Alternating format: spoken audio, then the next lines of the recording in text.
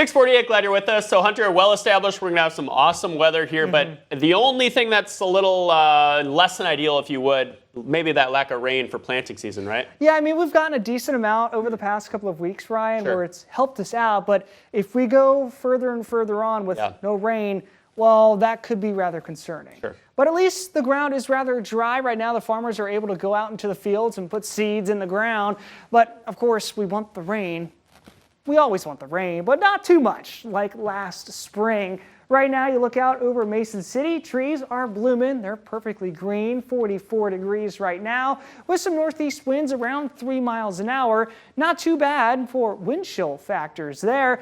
And for everyone else, not too bad either. The sun is really helping us feel rather warm compared to our actual temperatures. 43, the cool spot region-wide in Forest City along with Winona, 50 in Rochester, 46 in Albert Lea, 45 in Austin. Now, we don't have any clouds or any precipitation in the cards today. You notice the green on radar. That's just bugs that the radar is picking up flying around in the atmosphere right now. But as we zoom out to a nationwide view, if you remember on Friday last week, we were talking about this omega block pattern that was setting up in our atmosphere. Well, here it is.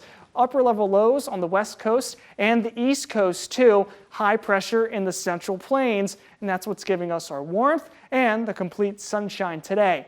Now, we can't rule out maybe a few clouds coming in out of the east, and I'm really picking at straws here for our cloud cover. That will be thanks to our upper level low to our east, the counterclockwise flow associated with it, pulling in some clouds and the cooler air out from Lake Michigan. And I say cooler in retrospect to yesterday, where everybody climbed into the mid-70s. Well, the further east you go today, generally into the low 70s for highs. Along I-35 will hold in towards those mid-70s where the warmer air will be situated. But here's your omega block pattern. High pressure, central plains, 2 upper level lows. It will hold together through about midweek before this west coast upper level low cuts off the ridge of high pressure, and this will transition into what we call a Rex block pattern, where it's basically a backward S in terms of our jet stream. You don't need to remember the names of our blocking pattern. The only big thing that we're really looking at here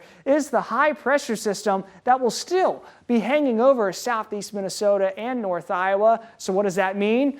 Little to absolutely no precipitation chances whatsoever. Maybe some sprinkles Wednesday night, but that's about it. High temperatures hold in the 60s and 70s, and we might even make a run for the 80s for Mother's Day weekend.